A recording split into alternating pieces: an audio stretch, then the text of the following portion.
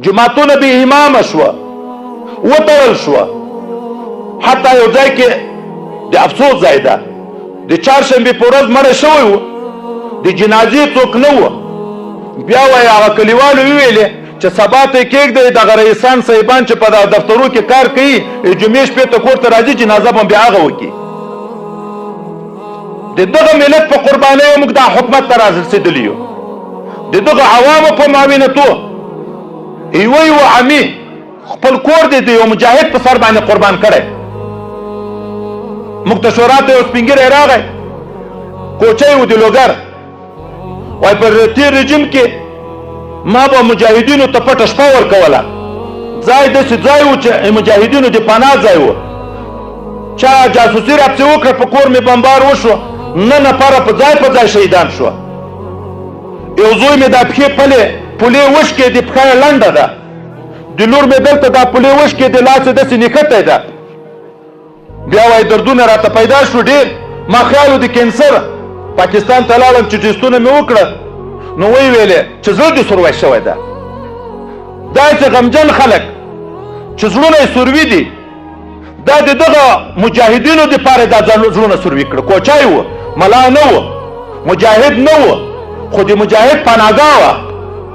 قرآن عظیم شان کې د انصارو په باب کې ولې تاکید دی راغلی والذین تبوؤوا الدار خو مجاهدینو ته یې پناه ورکړه مهاجرینو ته یې پناه ورکړه. نن هغه خلکو چې په موږ دا قرباني وکړې حتی مجاهدین ما ته غږېدلي وایي د چاپو په وخت کې د ننې په کور کې د ښځو په مابین کې موږ ته ځای اچولی چې په ښځو کې ننې پټ ویده شیه چې داسې څوک خیال ونه کړي چې دلته پردی سړی ده. دغه ملت په موږ باندې خپل ناموسونه قربان کړه. په زابل کې ملګري مجاهدین د عبدالله سرحدي صاحب راته غږېدو محاصره شو. امریکایان راغله چاپه یې واچوله د وتلو لار نه وه. کلیوالو دا قرباني ورکړه. په موټرسایکلو باندې چې اسلحې دلته پټې کوي په خپل موټرسایکل باندې چا خپله ښځه راپسې سپاره کړه په چا پسې لور سپاره کړه په چا پسې خور سپاره کړه چې دا کلي نه ځان په دغه وباسئ چې دا خو یو ښځه ده بازار ته چیرې ډاکټر ته وړي. ته به یې وکړې مولي صاحب زه به یې وکړم. دغه ملت موږ پرېښی د علم پروا نه لرو.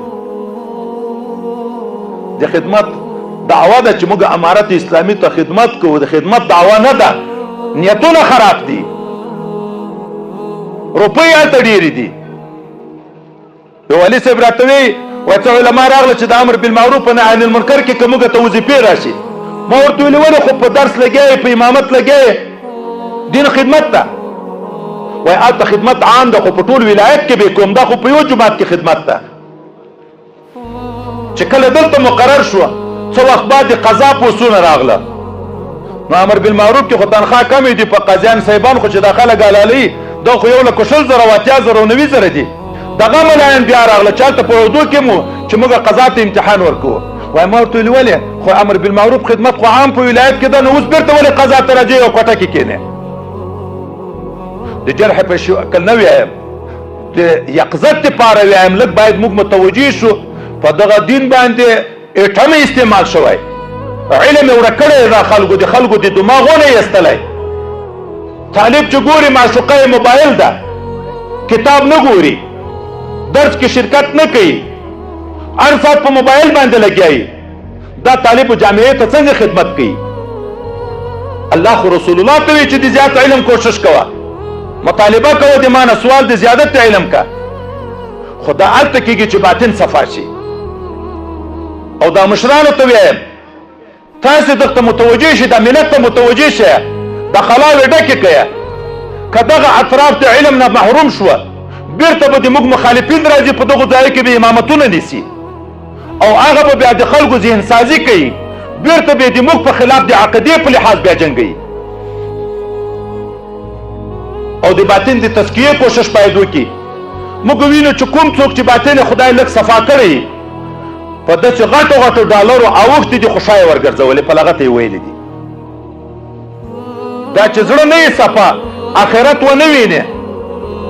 صحابي مبارک ته نبی کریم صلی الله علیه وسلم وی څنګه شکر د مؤمن یم؟ وای څنګه مؤمن یې؟ وای داسې مؤمن یم لکه الله تعالی چې په سترګو وینم، لکه جنت چې په سترګو وینم، لکه جهنم چې په سترګو وینم. پیغمبر علیه السلام یې واقعي مؤمن فثبت په دغه ثابت شه. حضرت حنظله رضی الله تعالی عنه چې صحابي ده ژاړي سیدنا ابوبکر صدیق رضی الله تعالی عنه په مخه ورځي. ولې ژاړي؟ نافق حنظله، حضرت حنظله خو منافق شوی ده. ولې؟ چې د پیغمبر علیه السلام په مجلس کې ناست یو، لکه جنت او دوزخ چې په سترګو وینو ټوله توجه مع آخرت ته شي. خو چې دغه د مجلس ته راشو عفصت الازواج، بیا نو د ښځو د اولادو او د دنیا سره په تعلق باندې لګیا یو. حضرت پیغمبر علیه السلام ورته که همیش تاسې په دغه حال پاتې وای لکه د ما په مجلس کې او یا لکه د ذکر په مجلس کې، تاسې په باطن دومره صفا وو چې ملایکو به په لیارو م ستړې مشه در سره کړې، په بسترو به ستړې مشه در سره کړې. خو ولکن ساعتا و ساعتا یا حنظله،